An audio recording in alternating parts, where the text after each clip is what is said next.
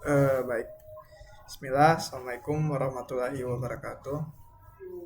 Perkenalkan, nama saya Imam Masgar Saputra dengan NIM G201240227. Di sini saya dalam rangka untuk memenuhi tugas akhir dari mata kuliah pengantar teknologi informasi. Di sini saya akan sedikit menjelaskan tata cara penyelesaian beberapa soal di sini dengan menggunakan software matematika yaitu MATLAB atau Matrix Laboratorium. Baik, di sini langsung saja kita mulai dulu dengan new script. Lalu kita ke soalnya saja. Nah, di sini ada soalnya.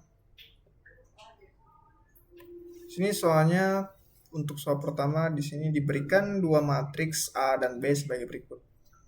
A, B. Kemudian di ini soalnya ada 3 semacam soal. Pertama disuruh menghitung penjumlahan, disuruh menghitung perkalian, dan yang terakhir itu disuruh menghitung perkalian elemen. Kita langsung saja ke matriksnya terlebih dahulu. Di sini pertama kita harus memetakan matriksnya terlebih dahulu. Ini ada 2 matriks, kita coba buat matriksnya terlebih dahulu. Pertama ada matriks A, kita buat di sini 1, 2, kita kasih titik koma. Gunanya titik koma ini adalah untuk memisahkan baris pertama dengan baris berikutnya. Ini 1, 2, 3, dan 4. Sini kita harus berikan spasi untuk tiap elemennya agar untuk menegaskan bahwa ini adalah kolom pertama. Kita kemudian spasi dan ini adalah kolom kedua. Seperti itu. Jadi kita ke matriks B-nya.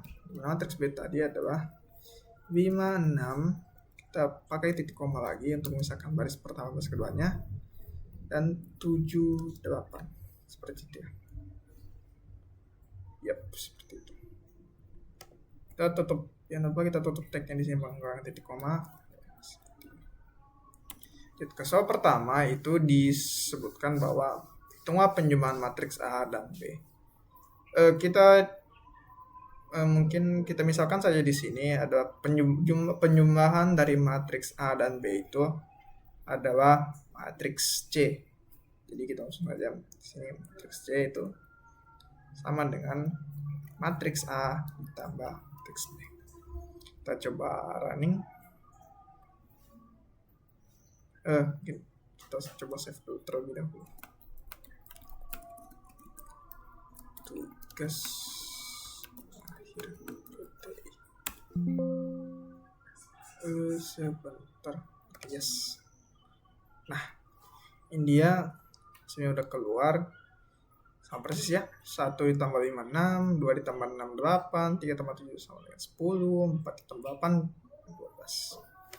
Berikutnya kita disuruh menghitung perkalian antara matriks A dan B. Sini kita langsung saja, kita mungkin coba misalkan bahwa hasil perkalian dari matriks A dan B itu adalah sebuah matriks baru yang kita sebut saya matriks D. Langsung saja kita kalikan matriks A, kita kalikan dengan matriks B.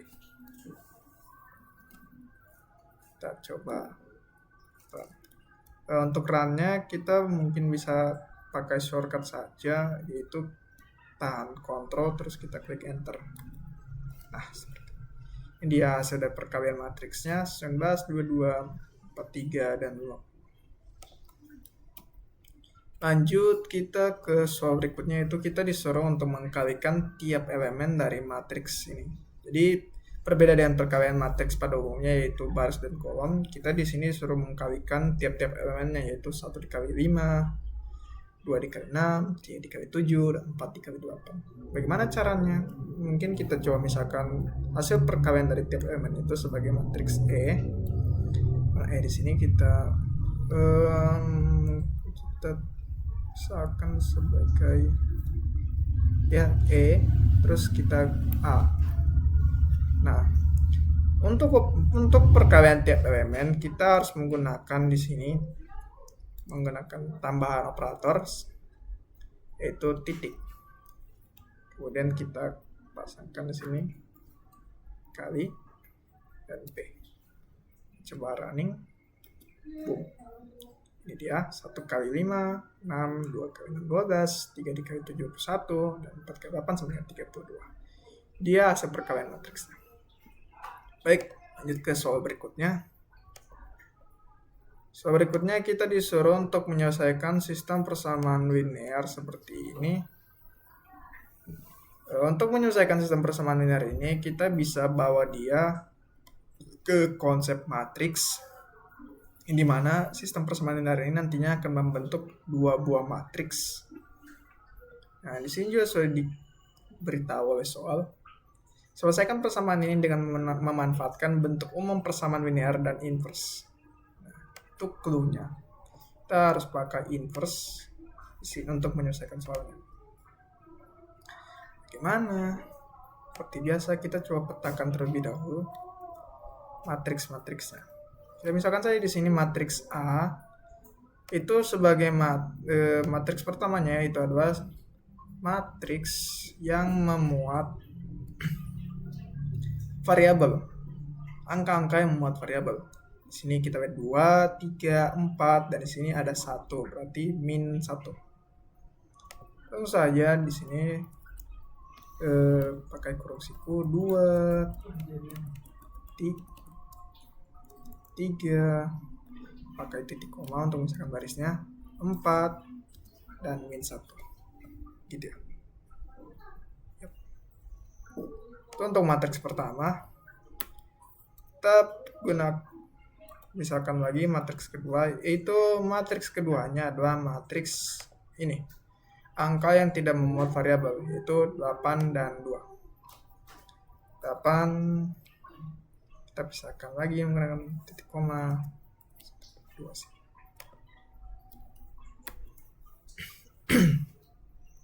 Nah, untuk menyelesaikan sistem persamaan linear ini, kita perlu ingat konsep di mana untuk menyelesaikan sistem persamaan linear kita kenal sebuah mode persamaan yang seperti ini. AX itu sama dengan B. Di mana X ini adalah solusi dari sistem persamaan linear ini. Sebuah sistem persamaan linear. Kalau kita andaikan matriks A ini adalah sebuah sistem, matriks A dan B adalah sebuah bentuk dari persamaan sistem persamaan linear, maka X ini merupakan solusi dari sistem persamaan linear itu. Yang dimana X di sini kan memuat berdampingan dengan A di sini ya. Kita ingin tahu X ini nilainya berapa, maka kita harus biarkan dia sendiri di ruas kiri ini. Kalau kita mau biarkan dia sendiri, maka otomatis A ini harus kita manipulasi untuk bisa berada di ruas kanan. Maka dari itu, nantinya matriks A ini akan berada di kanan dan berubah bentuk menjadi matriks inverse dari A. Berarti kita bisa tahu dari konsep ini, untuk menyelesaikan sistem persamaan linear ini, kita harus mengkalikan inverse dari matriks A dengan matriks B. Baik, kita coba saja. Misalkan solusinya itu adalah sebuah matriks, misalkan I. Kita kasih di sini inverse dari matriks A, kita kalikan dengan matriks B. Coba running. Nah, dia sudah keluar hasilnya. Satu di sini itu merepresentasikan hasil dari atau nilai sebenarnya dari X. Dan 2 di sini adalah merepresentasikan nilai sebenarnya dari Y. Dimana kalau kita substitusikan nilai X sama dengan 1 dan Y sama dengan 2, maka pasti si sistem persamaan linear ini bernilai benar. Nah, kalau kita substitusi sini 2 X sama dengan 1 dan Y sama dengan 2, sini pasti 2 dikali 1, 2 ditambah dengan 3 dikali 2, 6, 2 ditambah 6 sama dengan 8. Begitupun pasti di bawah. Seperti itu. Baik, kita lanjut ke nomor berikutnya, yaitu kita di sini disuruh untuk menggambarkan 3 buah grafik sekaligus dengan ketentuan-ketentuan berikut, yaitu interval nilai X dari negatif 2 sampai 2, dan kita harus menampilkan ketiga grafik tersebut dalam satu plot. Maksudnya di sini dalam satu kali plot, grafik yang muncul itu sekaligus 3 buah grafik, tidak memunculkan 3 window dengan masing-masing satu grafik yang maksud 3 window yang berbeda-beda, tapi dalam satu window itu sudah menampilkan ketiga buah grafik ini. Nah, di sini juga ada ketentuannya, warna dan jenis garis yang berbeda untuk masing-masing fungsi, berarti warnanya dan jenis garisnya harus beda. Di sini juga label sumbu X dan Y, kita harus kasih label untuk sumbu X dan Y-nya. Dan di sini kita harus kasih judul grafiknya, perbandingan fungsi kuadrat, kubik, dan eksponensial. Dan kita disuruh menambahkan grid agar grafiknya lebih mudah untuk dibaca. Langsung saja. Di sini kita punya 3 buah fungsi. Fungsi pertama X kuadrat, fungsi kedua X kubik, X pangkat 3. Fungsi ketiga yaitu eksponen pangkat X. Langsung saja. Pertama kita buat intervalnya terlebih dahulu. X sama dengan min 2, terus kita kasih di sini titik 2, terus di sini kita buat jarak atau berapa titik sih yang kita ingin tampilkan dari interval ujung kiri sampai ujung kanan. Jika di sini saya menuliskan 0,01, maka nanti titik yang akan muncul ada berjumlah 100 titik dari negatif 2 sampai ke 2. Seperti itu. Kita tutup lagi dengan titik 2 dan kita klik di sini interval ujung kanan. Selanjutnya kita harus memetakan fungsinya satu persatu, yaitu untuk fungsi pertama kita petakan di sini Y1 itu X. Yang perlu kita ingat di sini adalah setiap kita ingin menuliskan sebuah fungsi yang memiliki pangkat, kita tidak bisa langsung menulis seperti ini, melainkan kita harus menambahkan titik terlebih dahulu, terus kita tambahkan pangkatnya, kemudian kita tulis pangkat berapa dia, 2, seperti ini. Lanjut, kita petakan fungsi keduanya, yaitu Y2 sama dengan X. Di sini pangkatnya itu ada pangkat 3, dan fungsi ketiganya adalah Y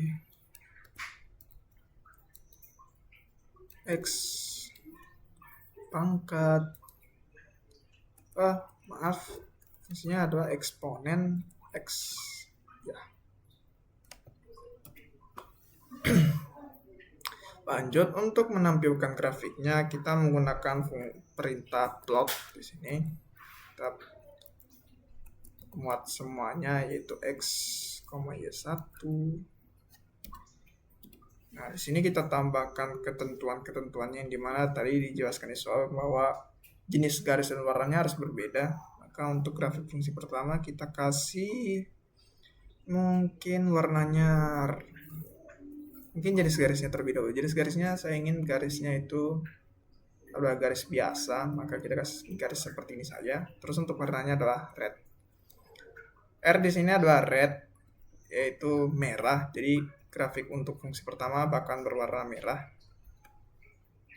Kita kasih koma lagi di sini. Kemudian lanjut, kita ingin menggambarkan fungsi keduanya, yaitu Y2 di sini.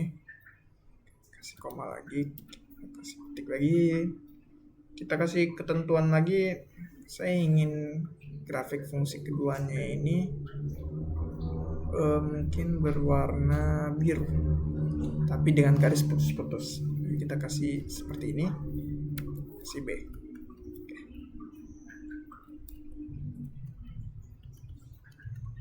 B ini adalah blue, ya jadi saat ditampilkan nanti grafik fungsi kedua ini berwarna biru.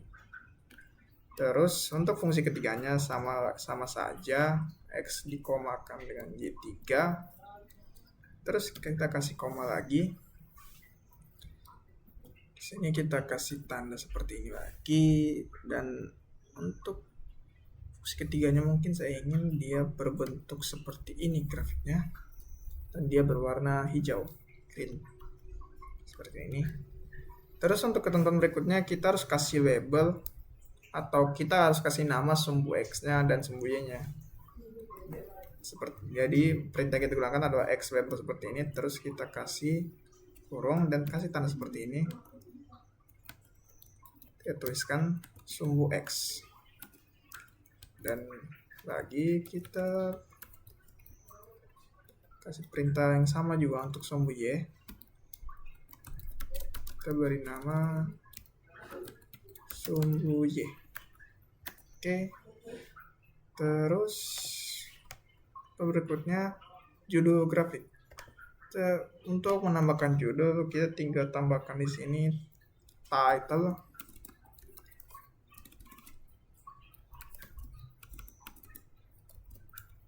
Sini kita kasih kurung dan tanda kutip seperti ini. Untuk judulnya perbandingan fungsi kuadrat, kubik, dan eksponensial. Langsung kita tulis perbandingan fungsi kuadrat, kubik, dan eksponensial. Oke. Dan untuk ketentuan terakhirnya kita disuruh untuk menambahkan grid. Untuk menambahkan grid kita tinggal hanya tulis di sini grid dan on. Baik, untuk fungsinya kurang lebih seperti ini saja. Kita coba tes run. Kita tahan kontrol terus enter. Nah, ini dia. Inilah bentuk grafiknya. Kita lihat di sini dimana grafik hijaunya berbentuk bintang. Ini sesuai juga dengan kita perintahkan tadi, bahwa saya ingin grafik fungsi ketiganya itu berwarna hijau dan berbentuk bintang seperti itu. Dan grafik fungsi keduanya adalah merupakan garis putus-putus dan berwarna biru. Nah, di sini kita bisa lihat juga ini adalah grafik fungsi keduanya warna biru. Ini grafik fungsi pertamanya berwarna merah dan merupakan sebuah garis lurus biasa. Ini. Nah, itu mungkin sedikit dari saya tentang tata cara penggunaan MATLAB untuk menyelesaikan beberapa soal matematika ini. 3 soal ini. Yap. Mungkin itu yang bisa dapat saya sampaikan. Lebih dan kurangnya saya mohon maaf. Terima kasih telah menonton. Saya akhiri. Assalamualaikum warahmatullahi wabarakatuh.